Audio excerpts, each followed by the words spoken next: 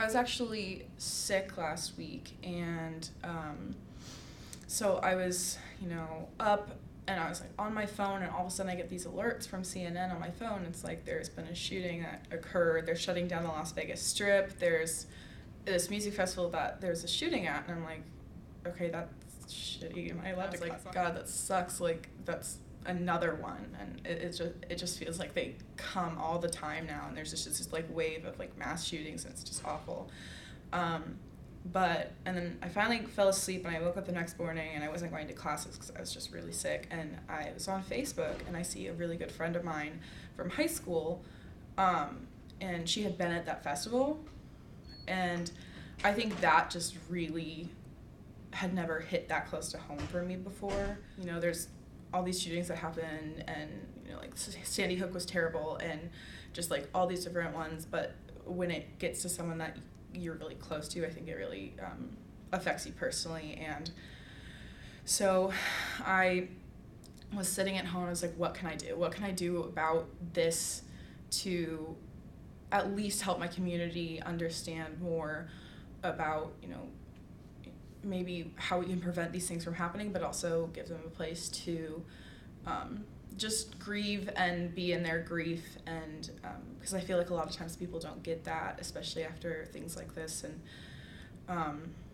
so I was hoping to give the community a place to heal and a place to learn about what they can do. And so I just threw an event up on Facebook, and it started out with a few people being interested, and as more people shared it, and it got more people interested. But also I did a lot of emailing on Monday while I was not in school, and just emailing different organizations and different people I knew, and tried to go through as many connections as I had, and get people that I thought had an interest in not only trying to heal the community, but educate them on different gun policies that are currently being debated in the Congress and the Senate, and letting them know that they had a voice and they have an influence on that, and they can change this, and they can help change this situation of gun violence in our country, even just by having an investment in that.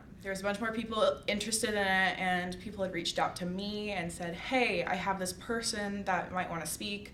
Or actually, Reverend Carla, who actually did the interfaith meditation at the vigil, messaged me on Facebook. She was like, hey, what can I do to help out? I want to be involved with this. I want to do something. And I was like, well, I have an opportunity. And so got her on. And so I think it's just interesting to see like the power of social media now, and how that has really impacted, how people care about things, and actually getting really involved in what's going on. But one thing that I was kind of disappointed at first, I was like, man, I wish there were more people, but it was rainy, and I knew that it was fall break as well, so it was going to be a little show up. But Reverend Carla, the same woman I was talking about, made a comment about how the people that were meant to be there were there, and I think that was really important, because it gave me a sense of, I at least provided these people with an opportunity to heal and learn.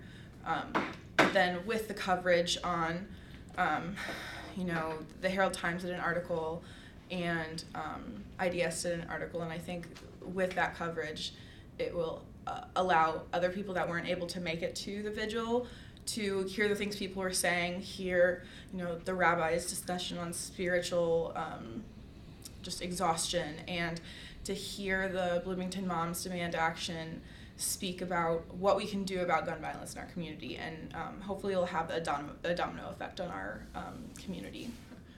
Well, actually, when I decided to do it, I kind of took a 2-hour, okay, I have this idea, I'm sick, I have a lot of stuff to do, but there's this big issue that I am extremely concerned about, and I want to do something about.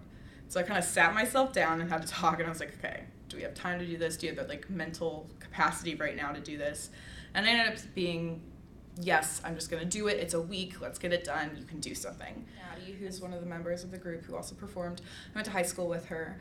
And, I'm friends with her on social media, and I remembered that she's in this a cappella group. And having an arts background myself, I I've always found music and art very healing, especially in times of distress, and so I wanted to allow that as another opportunity to help grieve.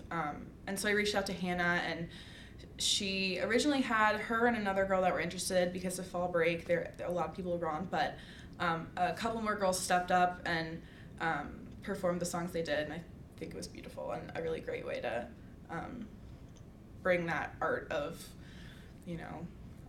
that melancholy feeling that you always get when you listen to like sad songs, but also that healing you feel afterwards. I was very grateful that I was able to put this on, and I was proud of myself that I was able to push through all that stress I had, but more so I was just really thankful for all the people that helped me do it.